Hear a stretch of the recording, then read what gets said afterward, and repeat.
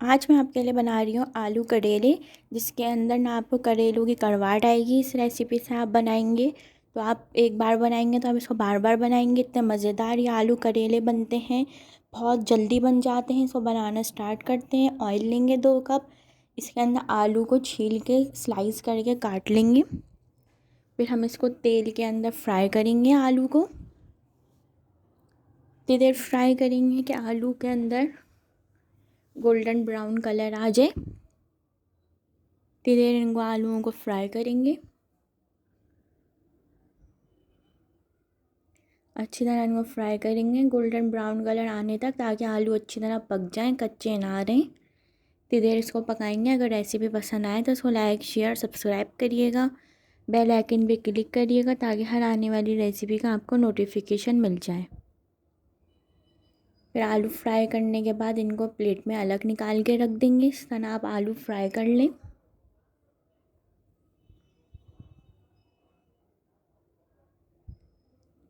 अच्छी तरह इन आलूओं को फ्राई करेंगे।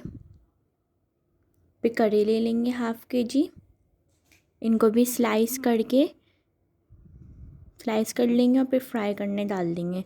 ना इनका छिलका उतारेंगे, ना इनको बॉईल करेंगे, डायरेक्ट इनको स्लाइस करके ऑयल के अंदर फ्राई करेंगे। इनको भी इतनी देर फ्राई करेंगे ताकि इसके अंदर गोल्डन ब्राउन कलर आ जाए और ये अच्छे से क्रिस्पी हो जाए। इतनी देर इनको फ्राई करेंगे। अच्छी तरह इनको फ्राई करें गोल्डन ब्राउन कलर आने तक। अच्छी तरह इनको फ्राई कर लेंगे और इनको भी अलग रख लेंगे निकाल के एक प्लेट के अंदर। आलू को भी फ्राई करके निकाल लेंगे, करेलों को भी फ्राई करके निकाल लेंगे।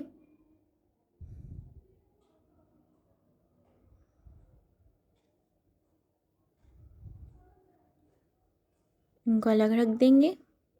बहुत ज़बरदस्त ये आलू करेले बनते हैं, ज़रूर ट्राई करिएगा, अपने फैमिली फ्रेंड के साथ शेयर करिएगा। अब इसकी हम ग्रेवी बनाएंगे। ऑयल लेंगे, इसमें जिंजर गार्लिक पेस्ट डालेंगे। जिंजर गार्लिक पेस्ट डालने के बाद मिक्स करेंगे। 1 मिनट के लिए पकाएंगे, कलर नहीं देंगे जिंजर गार्लिक को। फिर इसके अंदर हम टमाटर डाल देंगे, स्लाइस में किए हुए 4 से 5 अदद, छिलका उतार के डालेंगे।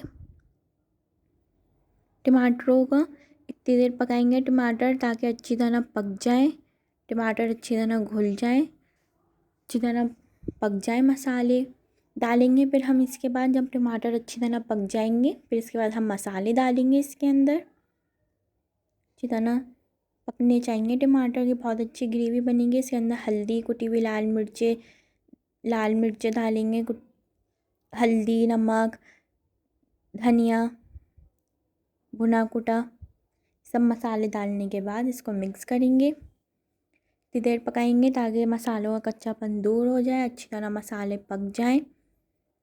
अगर आपको इस वक्त पे ज़रूरत लगे तो आप पानी डाल सकते हैं। अच्छी तरह इसको मिक्स करेंगे। बहुत ज़बरदस्त आलू करेले बनते हैं।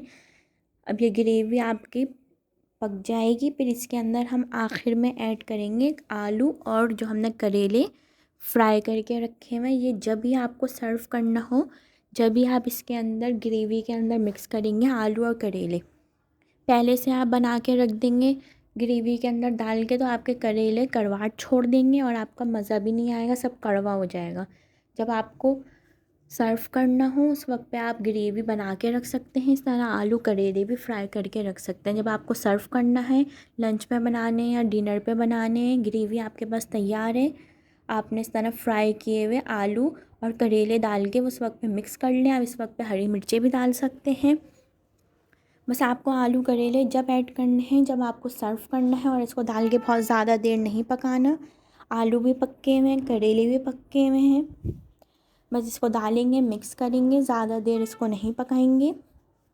अब हम इसको सर्व करेंगे। इसको आप चपाती के साथ, तंदूरी रोटी के साथ सर्व कर सकते हैं।